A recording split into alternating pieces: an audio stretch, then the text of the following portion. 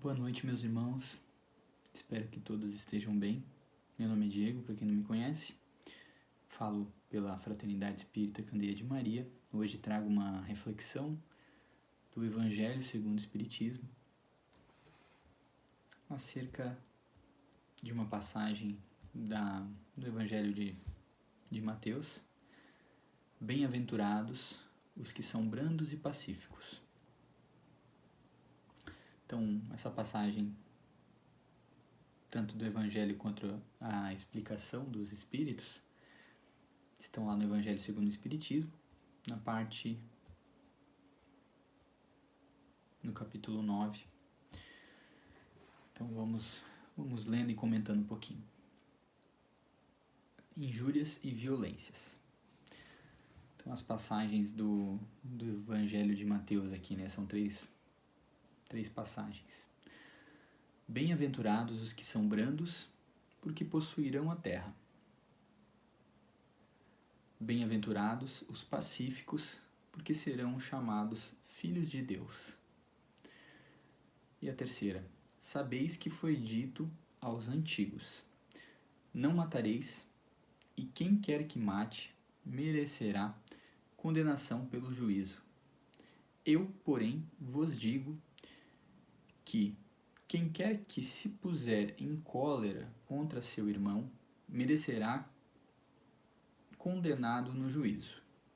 Que aquele que disser a seu irmão, raca, merecerá condenado pelo conselho, e aquele que disser, és louco, merecerá condenado ao fogo do inferno. Então são 3 passagens do Evangelho de Mateus. E agora abaixo algumas explicações dos Espíritos, né? Por essas máximas, Jesus faz da brandura, da moderação, da mansuetude, da afabilidade e da paciência uma lei.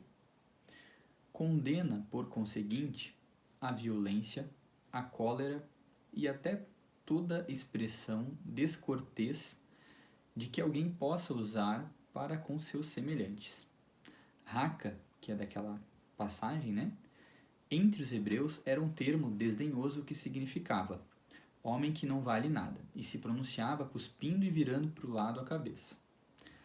Vai mesmo longe, pois que ameaça com o fogo do inferno aquele que disser a seu irmão, és louco. Evidente se torna que aqui, como em todas as circunstâncias, a intenção agrava ou atenua a falta, mas em que pode uma simples palavra revestir-se de tanta gravidade que mereça tão severa reprovação? Então aqui, gente, a gente vê, né, que mais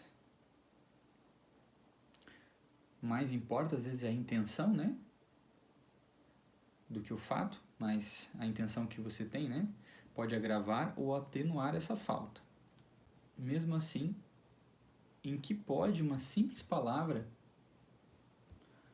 revestir-se de tanta gravidade que mereça severa reprovação? É que toda palavra ofensiva exprime um sentimento contrário à lei de amor e da caridade. Ou seja, né, é contrário à lei de Deus. Né, a máxima de Jesus, que é amai-vos uns aos outros, amai a Deus sobre todas as coisas. Então, se eu faço uma ofensa contra o meu irmão, contra um próximo, eu estou indo contrário à lei de Deus, né? E se pararmos para pensar, será que a gente gostaria que fosse feito conosco também, né? A gente se colocando no lugar do próximo, por mais que em certas ocasiões ou certas situações a nossa paciência às vezes esteja num certo limite, e às vezes por falta de paciência a gente possa, às vezes até sem querer, ofender alguém, mas a gente precisa parar e refletir, né, sobre essa situação, Por isso que é tão importante a gente sempre estar orando e vigiando, né? Orar e vigiai, a máxima de Jesus. No momento que a gente liga o automático, né? Liga o piloto automático, a gente acaba, às vezes, fazendo coisas sem nos dar conta. A gente segue a nossa natureza primitiva de muitos instintos e não utilizamos a nossa capacidade de pensar, a nossa capacidade de fazer o bem. Então, isso faz diferença, né? Por isso que é tão importante a gente estar em constante vigília de pensamentos, em constante oração, procurando sempre praticar o bem. Então, isso é muito importante. Voltando aqui na passagem, né? É que toda palavra ofensiva exprime um sentimento contrário à lei de amor e da caridade, né? A lei de Deus, que deve presidir as relações entre os homens e manter entre eles a concórdia e a união. Né? Então, a intenção é que vivamos em concórdia e união, para que possamos viver felizes, né? Se a gente não viver assim, a gente volta para o mundo das cavernas, volta para o mundo das guerras, né? E é só desgraça, né? Aí continua aqui. É que constitui um golpe desferido na benevolência recíproca e na fraternidade. É que entretém o ódio e a animosidade. É, enfim, que depois da humildade para com Deus, a caridade para com o próximo é a lei primeira de todo cristão. Então a gente precisa ser caridoso com o próximo, caridoso não só da caridade material, né? Mas respeitar o próximo, todo ato de amor, né, que a gente fizer para com o próximo, respeito, paciência, atenção, né? Existem vários exemplos, mas a gente vai estar, né, de acordo com a lei de Deus. E aqui quem, né, que fala, né? Que queria Jesus dizer por estas palavras? Bem-aventurados os que são brandos, porque possuirão a terra. Tendo recomendado aos homens que renunciassem aos bens deste mundo e havendo-lhes prometido os do céu, parece que está contraditório, né? Vai ser, né, bem-aventurado, que no caso seria que terá um bom destino, né? Os que são brandos, porque possuirão a terra. Mas se não é para renunciar aos bens da terra, né, prometidos do céu, é isso que entra, parece às vezes confuso, né? Mas olha a resposta aqui. Enquanto aguarda os bens do céu, tem o homem a necessidade dos da terra para viver. Apenas o que ele lhe recomenda é que não ligue a estes últimos mais importância do que os primeiros. Apenas o que ele não lhe recomenda é que não ligue a estes últimos, aos bens da terra, mais importância do que os bens do céu. Mas mesmo assim, ainda tem muita importância, pois, né, todos nós aqui estamos no plano carnal, no plano da terra, né, tendo a nossa experiência, nossa reencarnação, essa experiência física, né? Então, os bens materiais também são muito importantes para a gente poder ter a nossa vida, mas a gente não deve dar mais importância a eles, né? Por aquelas palavras, quis dizer que até agora os bens da terra são assambarcados pelos violentos, ou tomados para si pelos violentos, né? Em prejuízo dos que são brandos e pacíficos. Que a estes falta muitas vezes o necessário, né? Então, às vezes falta muitas vezes o necessário a esses brandos e pacíficos, ao passo que a estes violentos, né, aos outros, tem o supérfluo. Promete que justiça lhes será feita, assim na terra como no céu, porque serão chamados filhos de Deus. Quando a humanidade se submeter à lei de amor e de caridade, deixará de haver egoísmo. o fraco e o pacífico já não serão explorados, nem esmagados pelo forte e pelo violento. Tal a condição da terra quando, de acordo com a lei do progresso e a promessa de Jesus, se houver tornado mundo ditoso por efeito do afastamento dos maus. Então essa é a progressão, né? A nossa evolução, quando a gente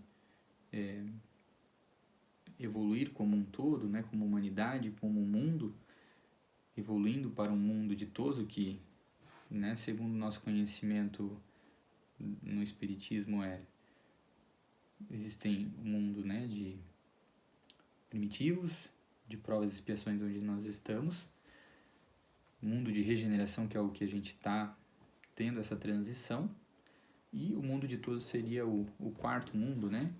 Com a nossa evolução, o egoísmo vai deixar de existir, né? Com a lei de caridade, lei de amor, o egoísmo some, o fraco e o pacífico não serão mais explorados, né? Nem esmagados pelo forte e pelo violento. Então terá uma igualdade, né? Uma igualdade a ponto de que não aconteçam injustiças terrenas, né? Então devemos nos lembrar e devemos procurar seguir dessa forma para que, né, estejamos de acordo com a lei de Deus. Em muitos momentos aí a gente ainda pode cometer erros, mas é importante termos isso em mente, na nossa consciência,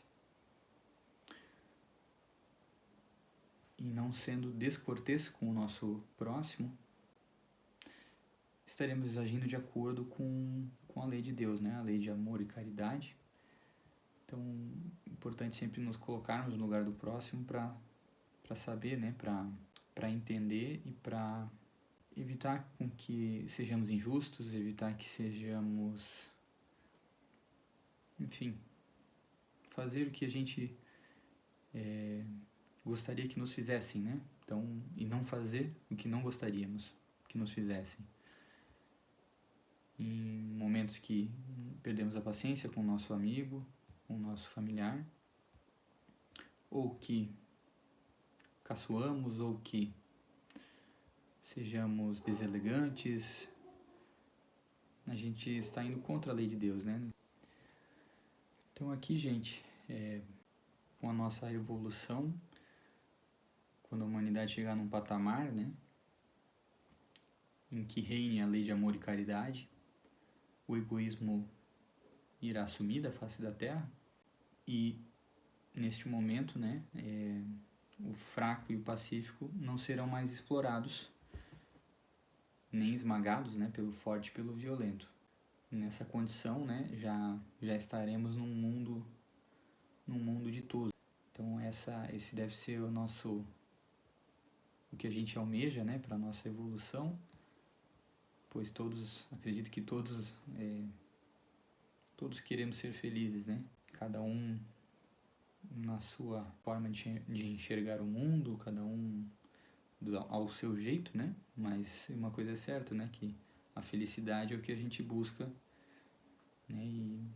E dessa forma, né? Devemos desejar essa felicidade para todos nós. Certo, meus amigos? Então, agradeço a atenção de todos, que todos fiquem com Deus e tenham uma abençoada noite. Muito obrigado.